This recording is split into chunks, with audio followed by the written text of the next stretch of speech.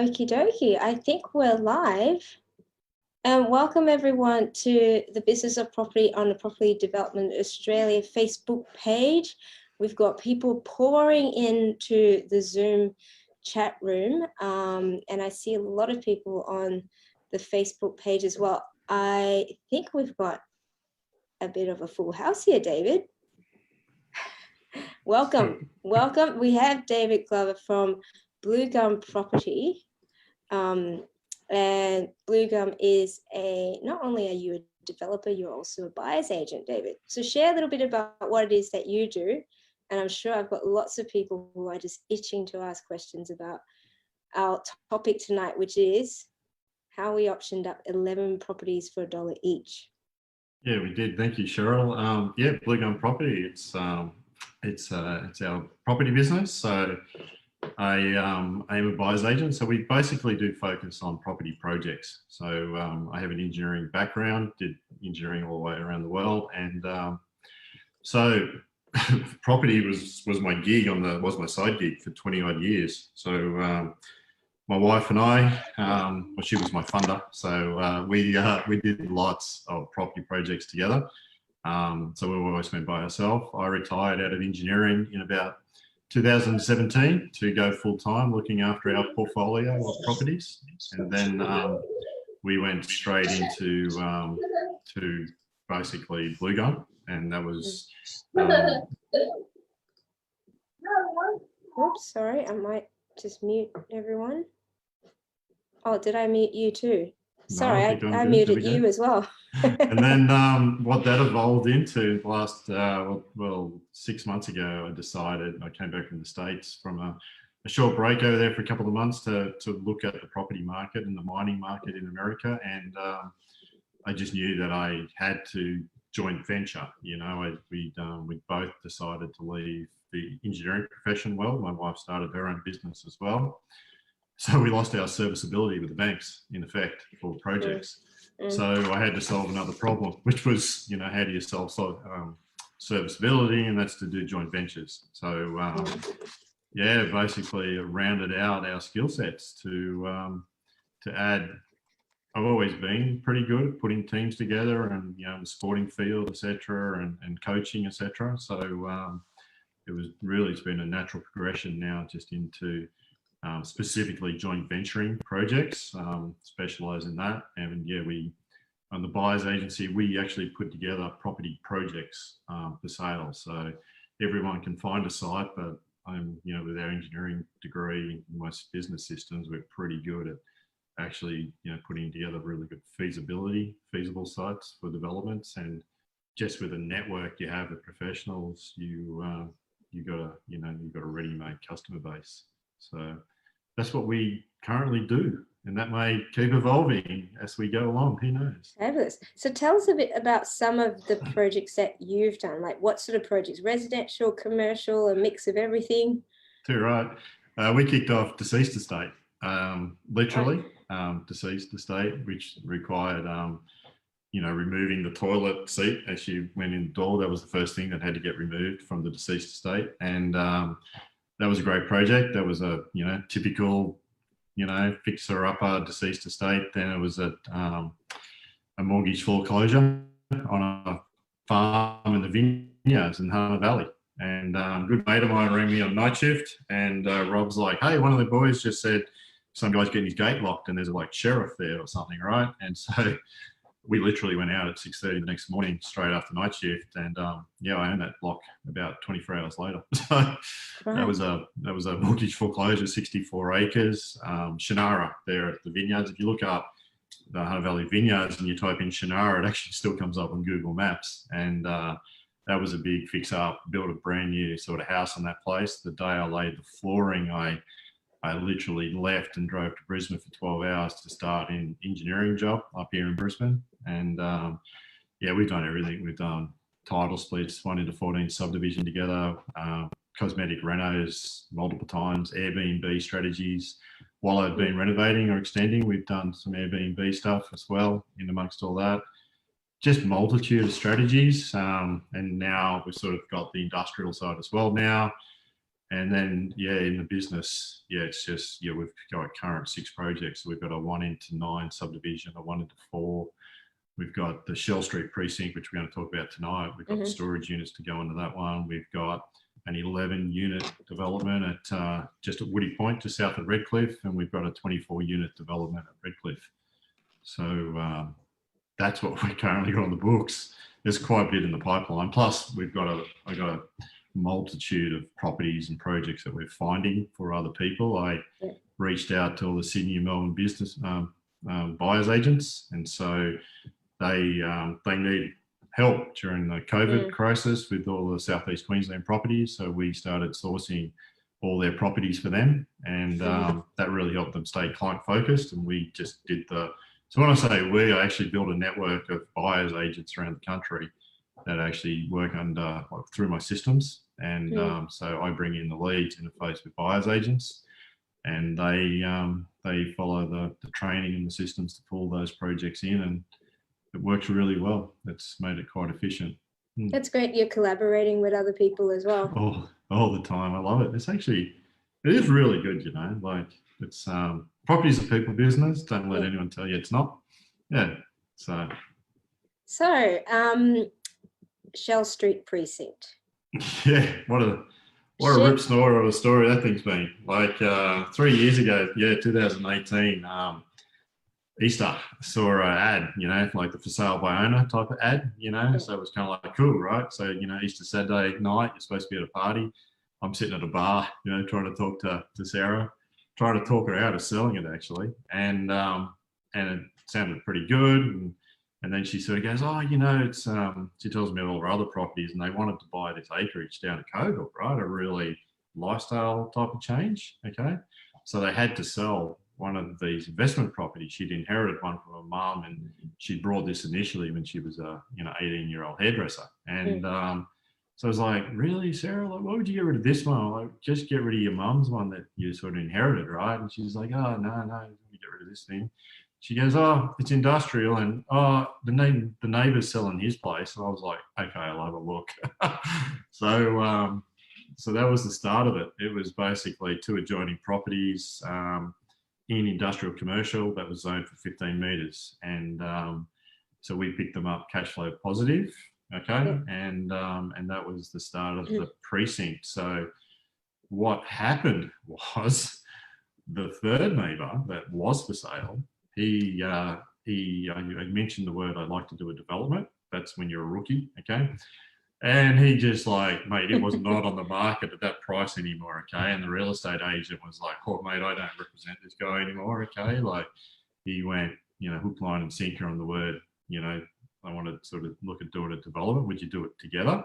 And that's where you kind of learn real quick, you know, sometimes words trigger certain behaviours in people. And so I had to go the other direction. The problem was the other direction was a dead-end road. So we've got these 2 blocks, right, that are kind of like not quite big enough to build these storage units on. And it was just a massive problem. So we ended up across the road thinking that I could sort of get some ground from the council, maybe, you know, and the neighbour across the road, he was an investor, and he's like, yeah, let's go for it. And I'm like, awesome. You know, have you heard of these things, you know, these option contracts, right? So we can go into a project together. And he's like, yeah, awesome, man. And I'm like, all right. And anyway, Sean, he's a 24-year-old plumber, right? He was living out of his car, working on Grafton Jail. I thought he was a full-on investor because he was like, yep, let's talk about the project. What do you want to do? And he'd only owned it for a couple of years, right? And he was just easy to talk to. He wanted to sort of do a project together. And so then we did our option contract with him. And then we got talking to the neighbour next door. They live there with a, you know, and we just got talking about the project and the concept of doing the storage units, because when you have a dead-end road, you can actually resume the road. And I knew that. So I was pretty keen to just resume the road, go over the top. And so we picked up another one, and then the original guy that had been triggered, he wanted to join the project. So that was option number 5. and then, you know, we got talking to more neighbours, okay? And so then I kind of got eyes on the prize. There was this really nice 10,000 square metre block about, 200, 300 meters away. And I'm like, geez, it'd be really cool to get that far, right? Like, who wouldn't want 20,000 square meters of ground, right? This thing's 400 meters from CBD commercial in Caboolture, right? Already zoned industrial commercial. And so I just was a little naive at the time. I was kind of like, yeah, we'll get there. So, so every time I kept getting a no, I'd go another direction. And every time I'd get a yes, I'd kind of like keep trying to go that direction. Then I'd get a no. So then I go back the other direction, and then they'd want to join the project. So we ended up talking to 197 different people. And the list was phenomenal, right, of the people that we were communicating with. And during that whole time, I kept getting more and more vision about what we wanted to build. So we'd started off with that vision of a storage unit, right? So we were kind of thinking, you know, a couple of story, you know, we'll play golf every second weekend based on the proceeds coming out of this thing, you know, like it was like living the dream for the next 30 years. And then I got involved from a mining project with a gentleman who had an Asian school. So they were looking to bring 400 students to the area. So we were able to progress that through to an actual MOU, and we had all of them then as an anchor tenant, right? So we'd expanded ourselves by that time to 17 adjoining titles comprising 25,000 square meters. Goodness. And what did you start off with the two we start lots? We start off in 2 lots under option, and yeah, and it just got bigger. So the concept is with any option strategy is you want to be able to, you know, get the DA, right? So you basically talk to the owners and you say, you know, look, until we, especially when you've got a commercial, like until we get the DA, there's no real value add. The first biggest step you can do in any project is to de-risk it by getting your site survey and getting into your pre-lodgement meeting. So eyes on the prize is get control of the titles in whatever way you can, okay? It's a little bit easier when you have a real estate license. You can use different contracting strategies available that direction, plus you've got your options.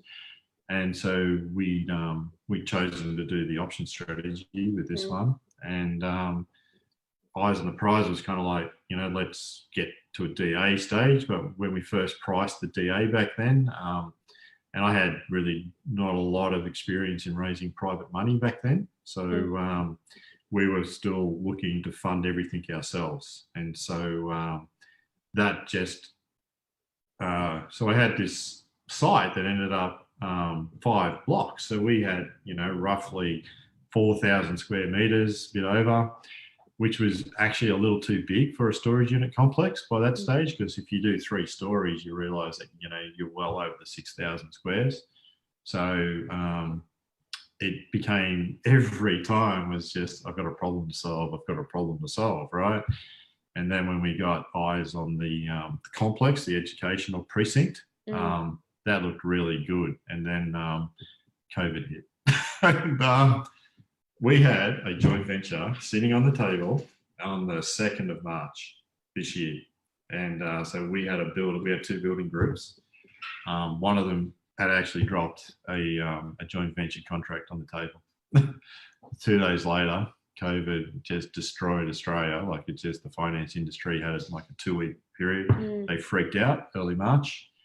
And yeah, we sort of tried about along, and then Australia and China got into the big verbal dispute about a month ago, and it was kind of like, you know, so we pivoted once again, and so we broke the site. We always have a backup plan, so we broke the site back up into 4 sites. We've kicked off straight away into you know, working with some good partners to look at some storage units. So we're actually on site survey this Thursday, and we are literally getting ready to go into pre-lodgement in 3 weeks' time for storage units. So the strategy is really crucial for people to understand, is that once you can get into at least a pre-lodgement meeting, and you can get that minutes of the meeting coming back from council that say, yeah, you know, we're pretty happy for you to submit that you can go to 15 metres high. You can do that for a reasonable price. You know, you can hold your titles, get your pre-lodgement at least underway, and even though you don't have the DA, you can pretty well de-risk your project where finance partners start to talk to you. So the last 2 weeks I've been on site 5 or 6 times with finance partners already doing their due diligence based on the fact that they know we're getting ready for pre-lodgement. And you've got to run multiple processes, right, here at the same time. But the theory being, so it's still theory right now, is that when we get that pre-lodgement meeting, and you get the minutes from the meeting, the funders to really kick this off will tick the boxes and, will then back us on an equity and a play for this. So it's quite different when you do this sort of project. You still have to give a bit of equity away in your company structure. Yeah. So I've got a few questions here, David, and that's all, just a few technical things about the option and I guess the reason why so many people were happy to jump on board. Like, how much of an uplift, and if you can run some numbers, say, if first of all it was zoned. It's zoned industrial commercial. Yeah. So as a residential, it's probably valued at, let's say, $350 a square metre. Yeah. Okay. All right. Okay. So, but industrial commercial 3 years ago in that area was sitting at around $475. So I had all my comparisons. So $475 would have had an old shed built on it. Okay. Yeah. Now, in about 2019, that numbers blew through the 650 mark, and there was a massive uptick, probably about a year and a half ago, in pretty well straight wide in industrial. And I'm pretty sure it's still heading north to this day. So industrial is because there's not a lot of land being rezoned industrial as well. So at the moment, what we're seeing around because I keep a bit of a pulse now on industrial numbers. So that's one story for those numbers, right? So you got to remember this thing can go 3 stories. Yeah.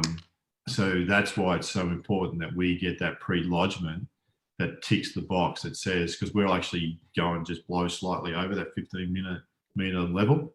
And so that means that there should be a significant upside on that industrial valuation. So when you get a pre-lodgement that says, you're fine to put an industrial play on and you're fine to go over 3 stories, you can start pulling comparisons, which are pretty scarce to get because there's not a lot of that product in the market. Particularly in Caboolture. Yeah, true. Yeah. And so we're talking about farmland that's been rezoned? We are right in town. Right in town. We're 400 metres from the main train station of Caboolture. Oh my goodness! Like Macca's is a stroll around the corner to go and get a feed. Like it's awesome spot. But the fact that you're amalgamating these lots and are able to get a higher yield, yes, is the reason why the owners are obviously happy to be able to go in at a $1 option. Because how much sort of a premium are you offering? I wouldn't say they're happy. It's a negotiating skill. Like so you do pay a little bit more. Okay, so you're paying for time. That's true.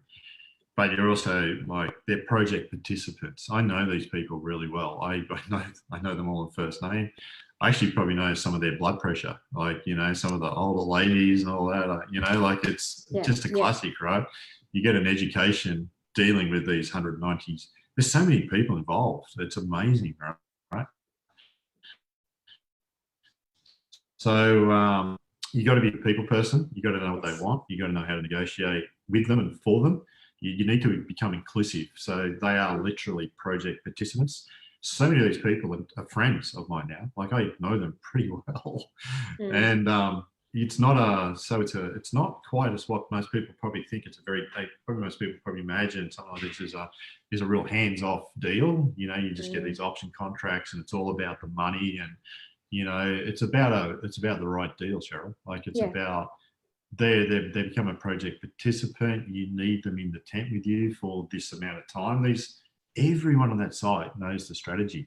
It is an open book of the strategy, not so much each individual commercial, but they all know the project plan. And I've really included them as project partners and communicate well to them, I think. And yeah, we've, you know, they understand the strategy of what we're trying to all achieve. Not so much, I wouldn't say the word together, but more like, but through me. I just became a bit of a leader on the site to unlock the value. Individually, they're buggered, right? They're at 350 bucks a square metre. Yeah. And they'll never unlock any more value without working with the other people. But they need someone to work through to achieve that. Yeah. And so in saying that, and this is, I love the word collaboration as well, because this is what it is, you know, and it's not easy. I mean, you're talking about over 100 people. So were you having to have these big conferences with them, or how did you deal with the individual people or individual families or whichever? Lots of teacups. Scones and tea. Yeah. Yeah, you get invited into their house, yeah. And yeah, they get to know you. You get to know them. You get to have a few cup of teas, and the dollar down is what you mentioned, and everyone, I mean, craves for that, right? I mean, but look at it this way, Cheryl.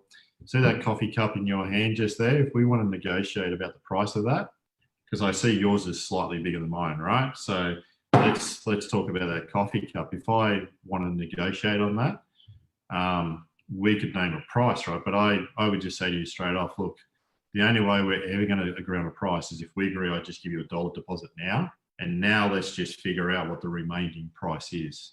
And it takes away the complication. So the people were really good. So I had no worries there about the dollar down, the time frame, okay, and the strike price.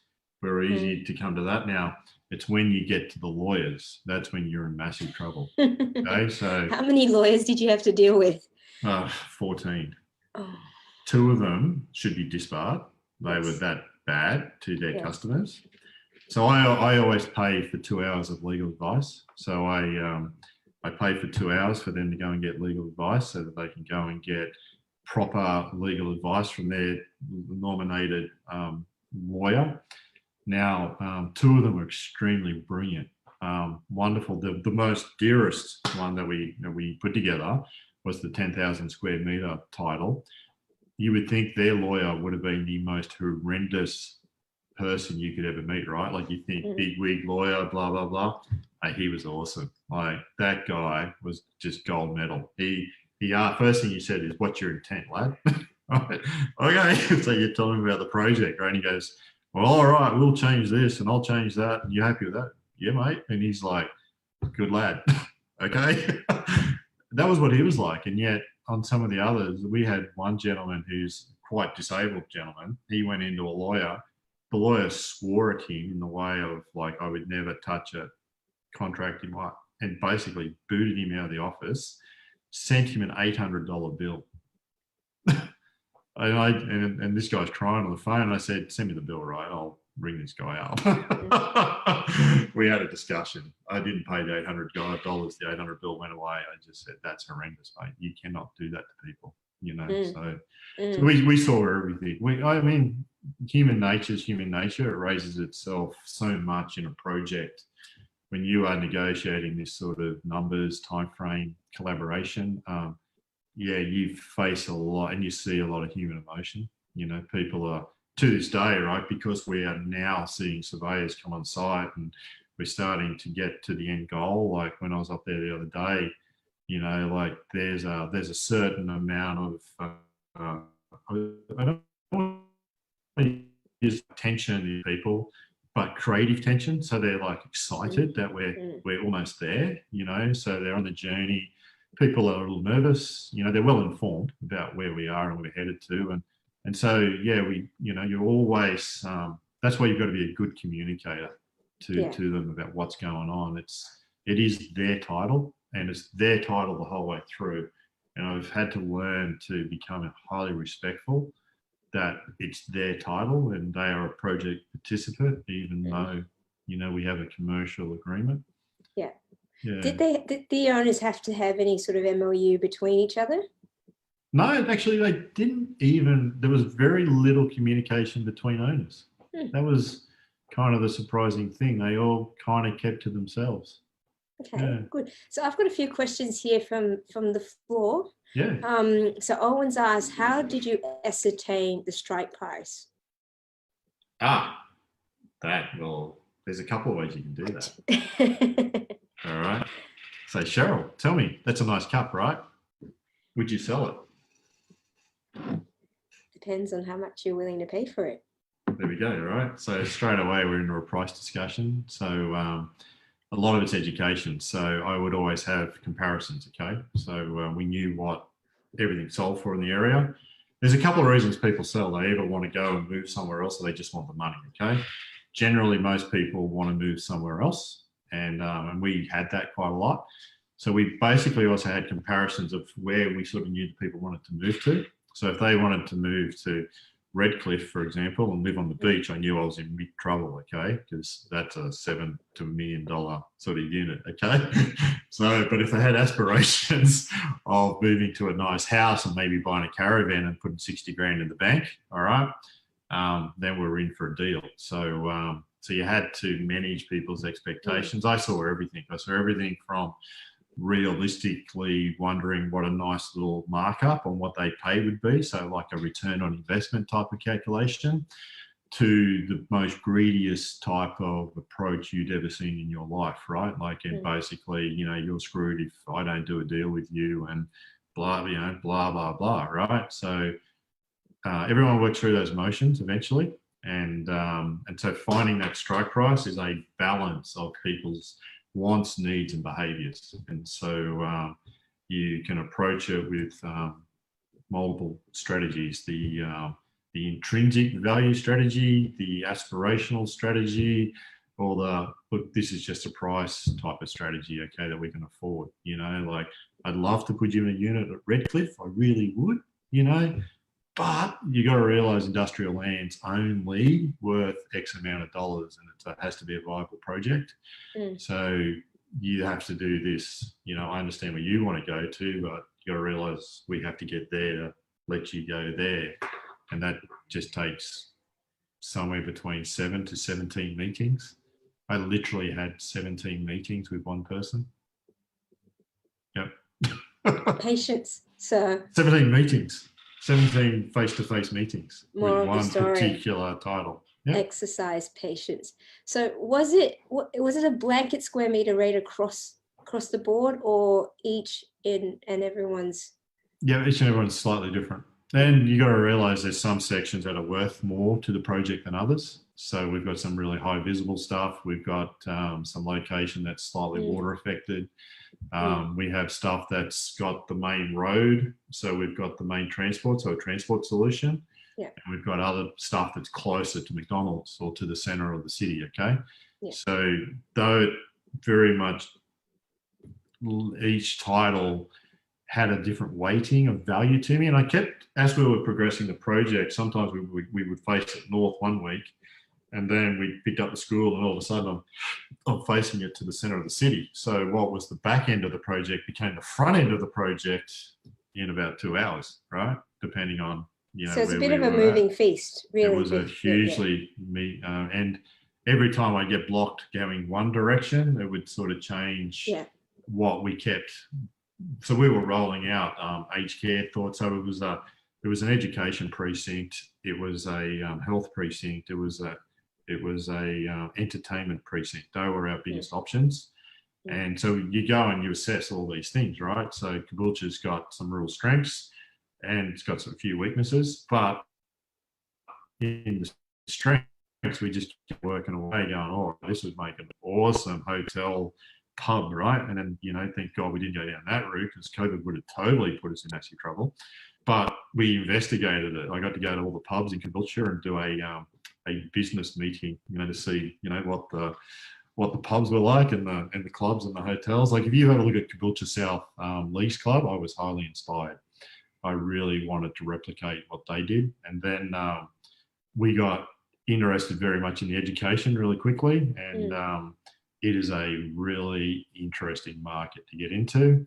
And we always knew we had the backup plans of what we're doing now with the industrial storage sheds and the 2-level mechanics and electrical with the gyms and all that over the top. So, we've got multiple, it's almost like a Lego set, you just keep pulling them apart. You just stick Darth Vader here and then you put his X-Wing over there and then you go, oh no, it's better if, Luke comes in from this direction or something, right? You just keep moving the Lego set around. I've had this for 3 years, this piece of paper, and it lives in a plastic sleeve because over the top of it, I keep drawing all my little concepts. Yeah. But when I finally crack this thing's going to get framed and hung up on the wall because everyone that knows me knows how much sweat has gone in behind that piece of paper. So you've been keeping your planner busy. Yeah. It helps. I'm an engineer and I do a fair bit of stuff myself. Yeah. So what's and sorry, I've got another question here from Stephen. What was the average length of the options for you to conduct your DA? So what was your first of all, did you have a DD period to begin with? No. You just went straight into a call option. To an option, yeah, of course. Yeah. Yep. So there's the clauses for extensions, there's clauses, but no less than 2 years. Is the question how long did it take before I could get a call option from somebody, or how long we have the call options for? No, so the length of the options for you to conduct your DA. So how? 2 years. 2 years. Okay. With an extension. Yeah. So as long as there's good faith in those contracts. So I've got very fair contracts. So there's lots of good faith clauses in there. We actually communicate to everyone where we're up to in the process because via the contract, we are compelled to actually communicate and to ensure that we're not land banking. Everyone's greatest fear in an option contract is you're a land banker and you're just, hanging on to my block for 2 years, hope prices go up and flick it to someone else. Yeah. Now, that was never our strategy. So we were always very communicative and still are to this day on exactly what actions we're doing and, where you're at, where we're exactly in the project. And if we were not to prove that we were doing what we said we would do, they could basically throw it out the door. So I think you've got to, if you want to create trust in people, you have to realize what their fears are. And a lot of people were very fearful that it was just a land banking exercise initially. Yeah, exactly. So do you have a sunset clause in that option agreement? Like, I know you've got a minimum of 2 years. Is there a maximum that you can't take more than? No. Okay. Once again, next. It's because they're project participants. You got to realize it's just a commercial structure. So they've become project participants through an option contract. Yeah. And that's how they behave too. Yeah. And how much input are they sort of at least talking to you about, like you said, David, have you thought of putting this? And I'm sure you have sort of conversations like that. Oh, there's one chirpy little bugger. He gets on the phone a fair bit actually, but he's got no idea, so that's okay. Actually, he's okay. He's on the call. Sorry. No, out of them all, really, they've been extremely hands off on any sort of concept, really. So, yeah, no real input to what would go on there or not go on there at all. No one ever specified what couldn't get on there either. Okay, that's interesting. And obviously that means that you've done your job to give them that level of confidence that you knew what you were doing. And I think we had a really good vision from day one as to what we wanted to achieve. We were really clear on getting the best value sort of scenario, and so we're always we had a really good vision from the start about what we first wanted, and then as things changed, we still kept people coming along with the vision about what we could do in the area. So most people loved when we were working hard on the education precinct.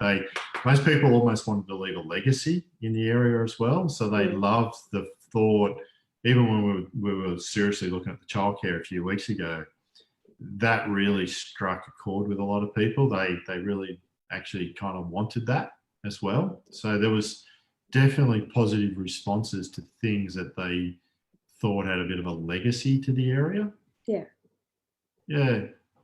So what's included? You've got storage units, an education precinct. It's still an educational precinct. I'm very interested in pathways education. So there are 5 pathway educators in Caboolture. It's a growing significant market. It's the year 9 to year 12 market. So I'm well down the track on potentially our own school. There's no barrier to entry.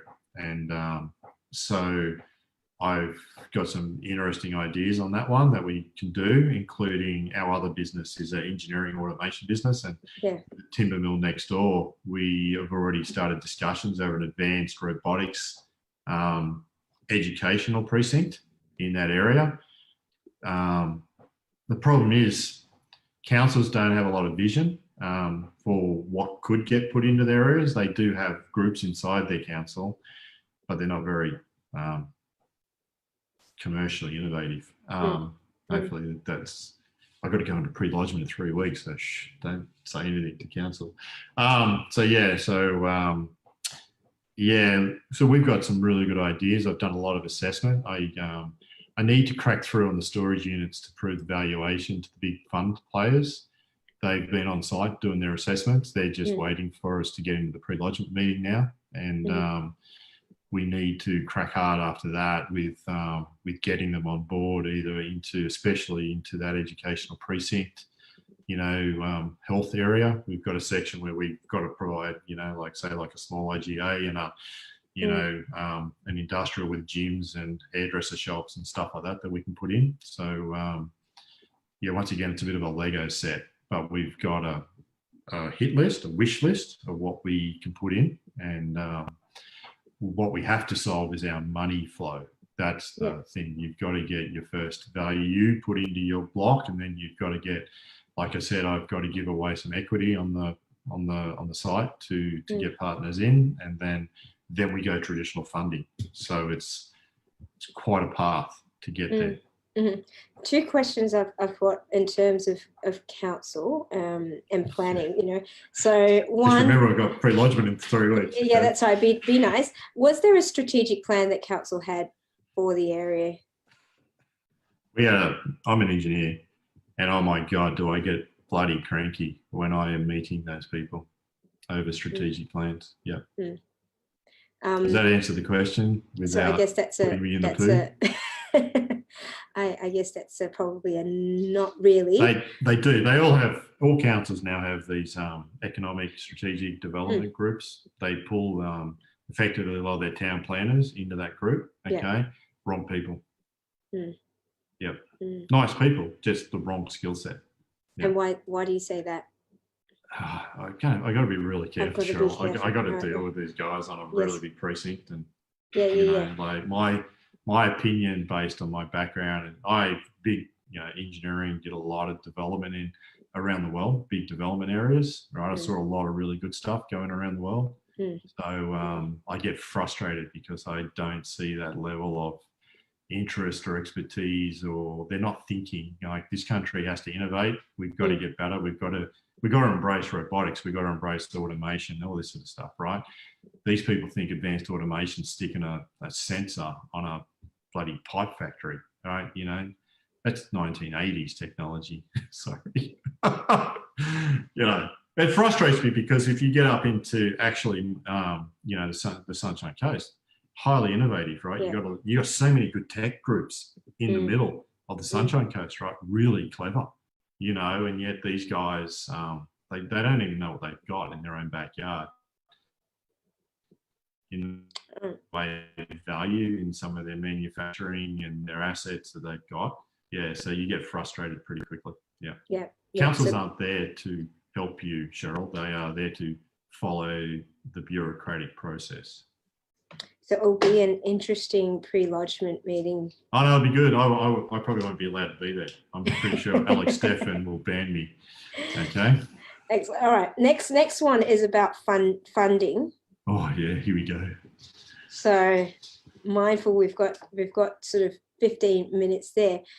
So tell us, I guess, the whole, how did you get private funders interested? And Yep. where have you been able to source the private funders? Yep. That is that is a that is a massive skill. Now that comes down to, once again, you got to be an investor to know an investor. So I've been an investor in property for a long time. So it helps, I think, when you've probably got your own portfolio. Like, so when you have a track record already personally, and then when you're an engineer, right? So I grew up in BHP engineering initially, and then around the world in a big aluminium smelter. So I was very used to putting presentations together for funding, quite large engineering projects. So corporate funding, things like that. So I had a background inside engineering on a funding side. So you get good at knowing how to do your feasibilities, as long as you can use Microsoft, PowerPoint or whatever you can, right? You have to put together a cognitive, well thought through feasibility study presentation.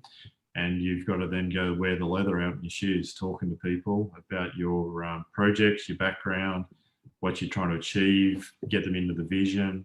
Once again, they're project partners.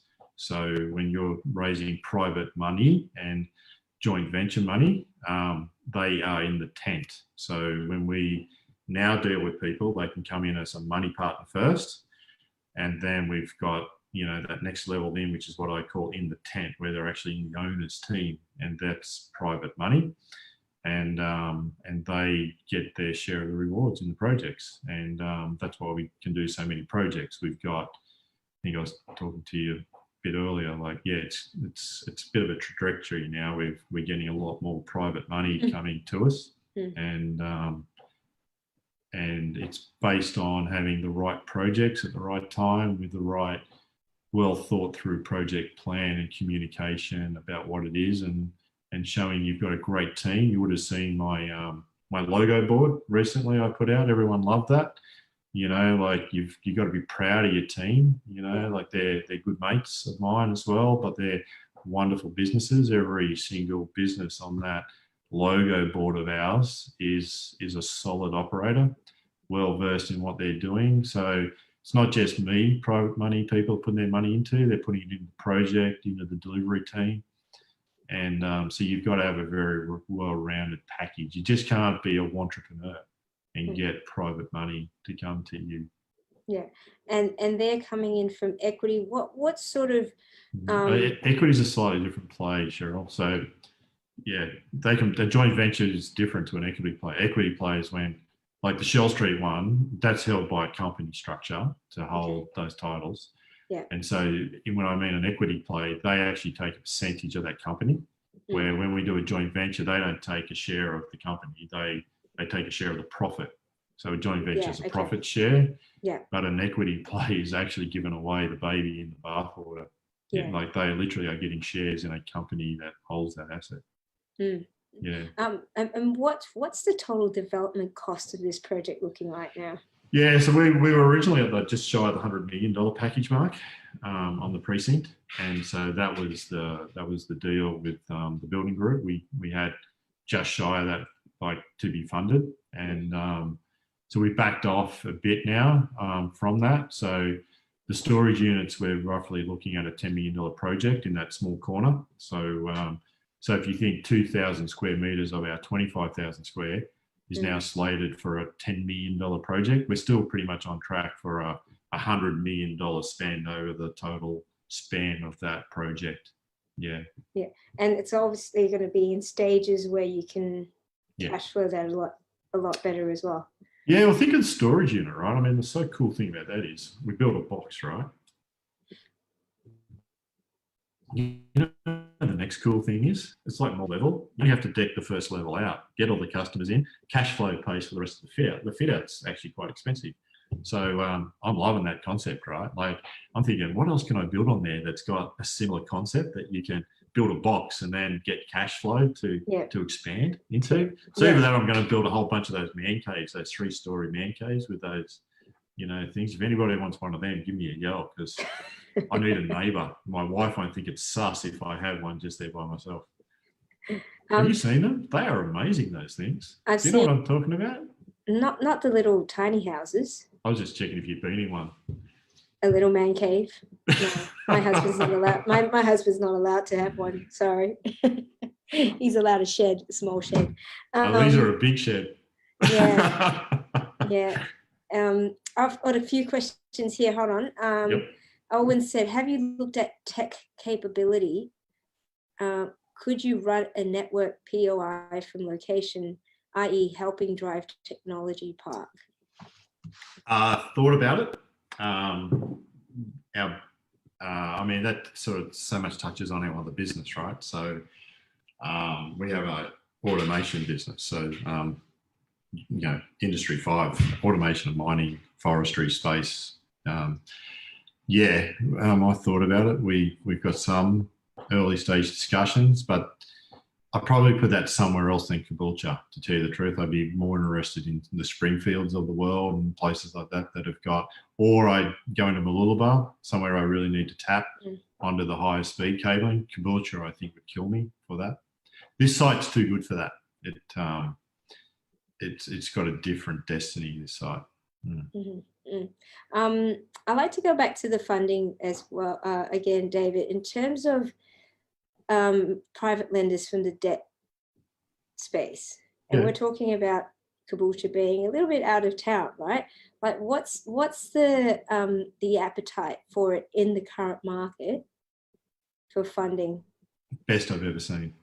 We've raised so much money in the last 2 months on all our projects. The fluff seems to have gone away. Like when we're having discussions now, people are really serious now about return on investment. So it's really, I'm not having to fight with the cryptocurrency distraction or other things. And so what we're seeing is real questions over real delivery, risk management, opportunity management, real estate, cash flow, future cash flows, IRRs, all those sort of discussions. The investors are definitely looking back at property projects.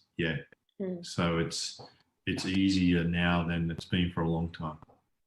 And they are not scared off by the fact that it's not within a metro city. I love it that everybody else wants to be in inner city Brisbane. It is a joke. I mean, it's just such a low return. Okay. So I'm happy that most people love to be inner city. But anyway, love it. Please stay there. You make my life so much better and profitable. More opportunities for you. Just keep that really quiet, will you? Okay. There might be a few hundred people watching, so I'm not sure how quiet we can be. I like to sort of wrap this up with some 5 tips. So I've got Matthew White who's asked, what are the 5 top tips for setting up an options deal like you have?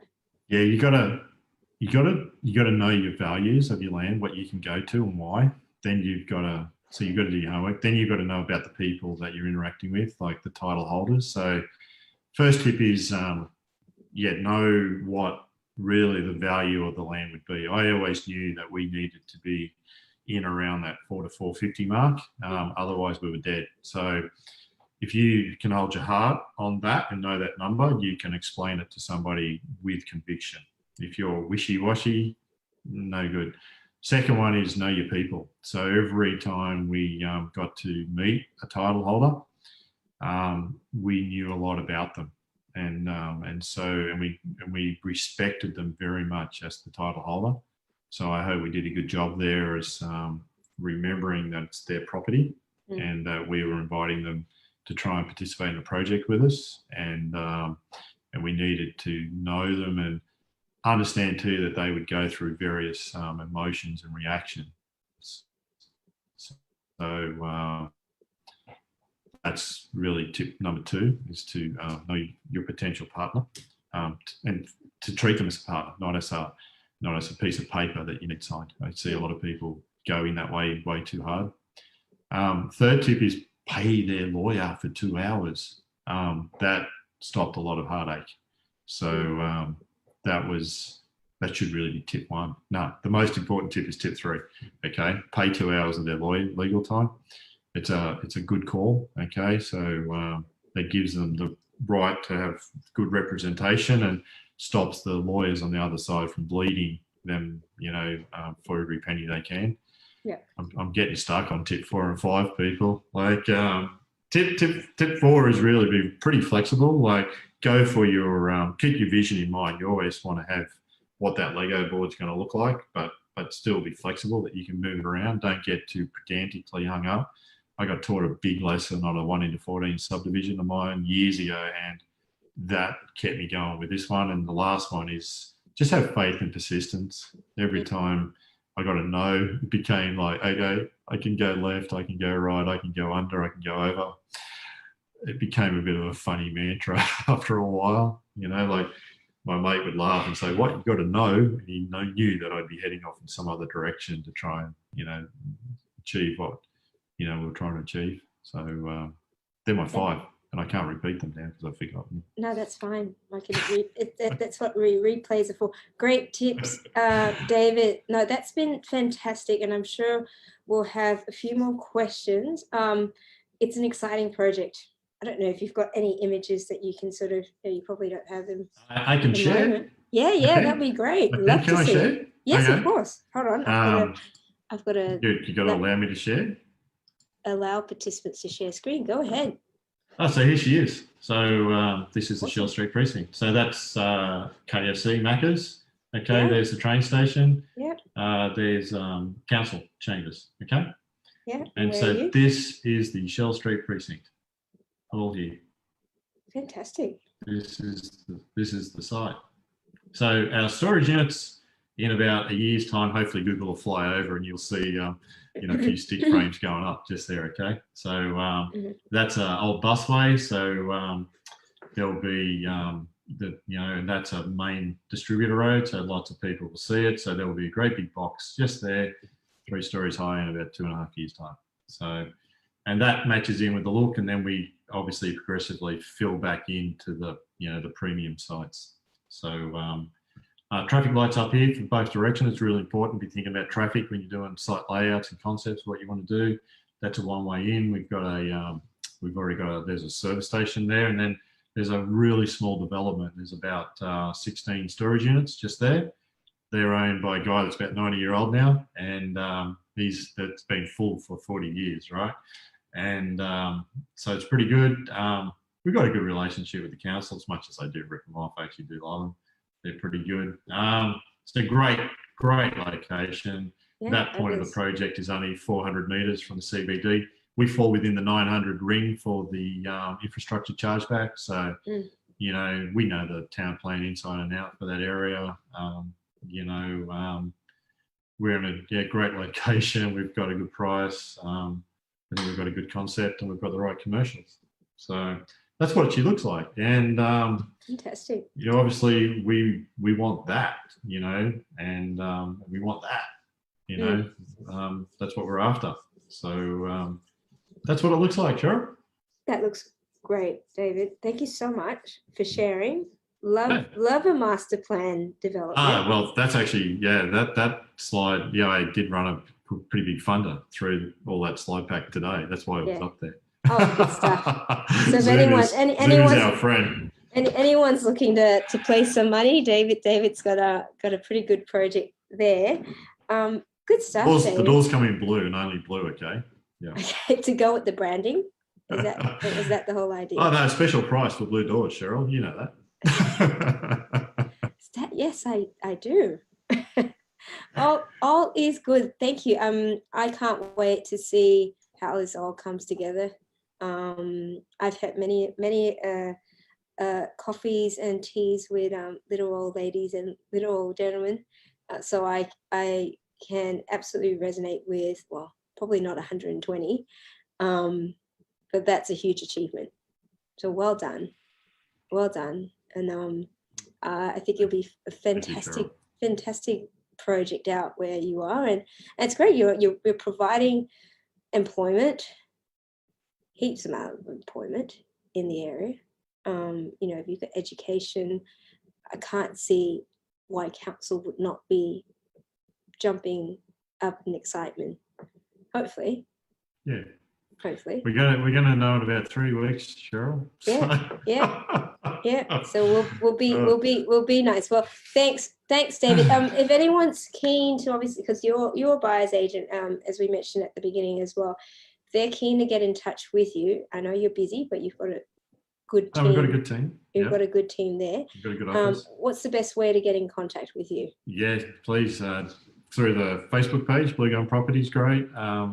You know, my website's not too great. I've got to fix that, as Cheryl knows. Yeah, David at bluegumproperty.com. And but yeah, look, obviously everyone's on Facebook here tonight. So if you find Bluegum Property or myself, just hit me up straight on Facebook. We will get back to you. Excellent. Yeah. You've got a few kudos there. Great work, good integrity, David, and awesome. Thank you for your time. It's been fantastic, and I appreciate. Good luck. Oh, thank you, Cheryl.